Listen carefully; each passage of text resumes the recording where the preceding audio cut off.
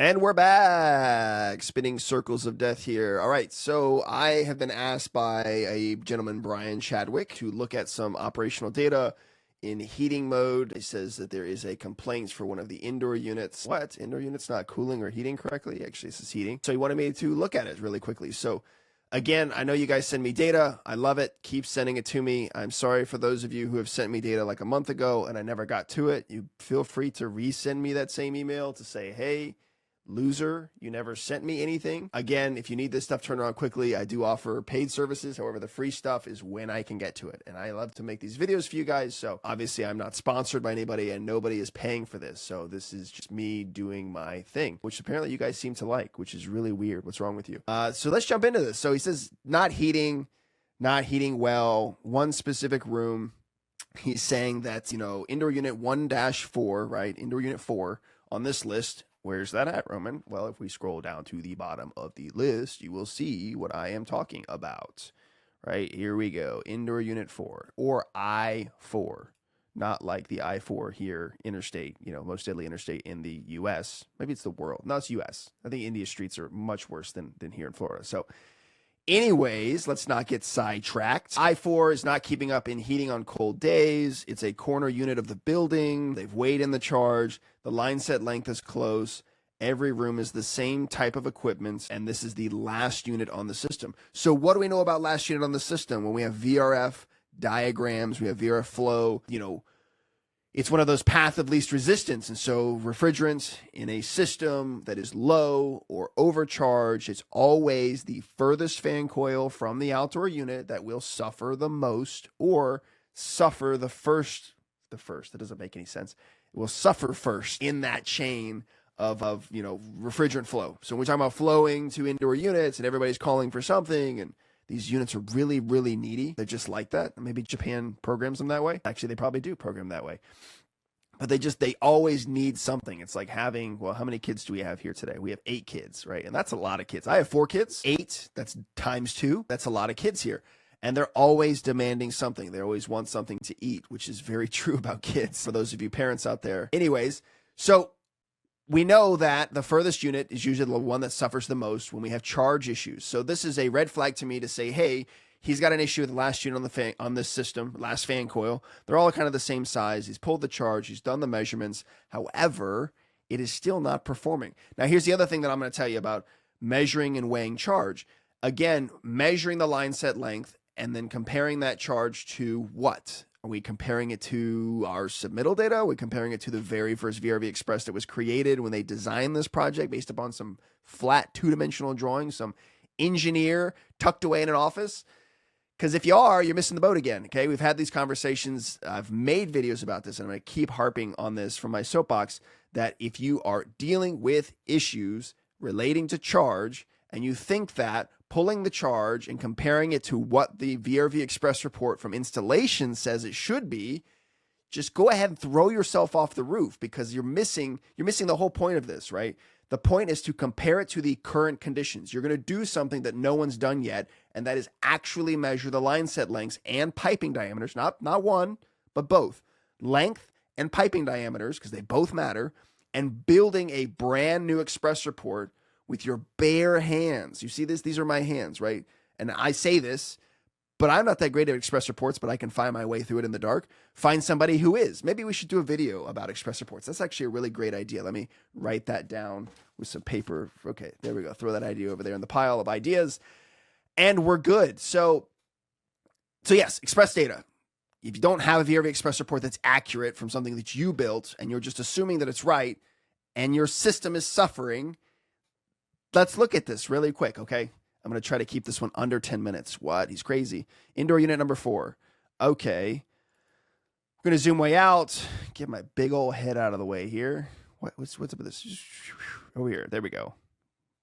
Feel much better that way. Okay, so we know here's 2,000 pulses, here's 2,000 pulses. Look at that. There's 3 indoor units, 4 indoor units that are 2,000 pulses. What do we know about 2,000 pulses? Anything wide open is a bad deal. And look at this. I'm just skimming through the data. Look at me, flippity-flu, winding through this data. And guess what? It's usually at 2,000 pulses. Well, what does that tell me, guys? Max pulses and heating tells me that it's probably What? You're going to say low on charge because, those guys in cooling it's really hard to break those habits. But what if it's overcharged, right? How would you tell the difference between the two? Well, we would go up here and we would look at our outdoor module. We'd look at the 3 pillars, which I should probably update that video now that I'm looking at it. Look at all those waves and crests. All right, so we're looking at this unit. We're going to come over here, inverter revolutions. They spike in these areas. This is probably defrost, right? These spikes are probably defrost. Hey, look at there. Somebody knows something about Service Checker. Okay, so we don't want to be in defrost, although defrost is a whole other thing we've talked about before. 5 minutes in, guys. We got 50% time left here to make the timer to hit that buzzer at 10 minutes. So let's focus. 3 pillars. Very simple, very easy to do. Evaporating temp, right? Suction temp. Okay, here we go, right? We're flooding. That's really low. That doesn't look good. I don't like that. That's not nice. No, thank you. Suction temp's a little bit higher in the other module. And this may be, and I'm just shooting it here, this may be an RAYQ 144, no, 120. RAYQ 120, I don't know. Pick your flavor voltage. I really don't care. PBTJ, PYDN. So the reason I say it's an RAYQ 120 is because we have an inverter compressor and we have a standard compressor. However, it populates 2 different modules because we have 2 different coils. And this is VRV3. We do know that from our service checker telling us that. So this is probably the left-hand side, which is the master side of the units. Wait, left-hand side. No. Flip-flop that. Yes. Master's on the right, subs on the left for this type of model. Japanese read right to left instead of left to right. Okay, so suction temp, still not best, not great in the other module, right? Let's get through some data. Let's get going. So really low superheat in the sub module, right? 32 degree. So yeah, 2 degrees superheat. Okay, there's 1 pillar down. 1 to go. 2 to go, actually, if you're keeping track of the count here. All right, so next we go to inverter temps. Discharge superheats, right?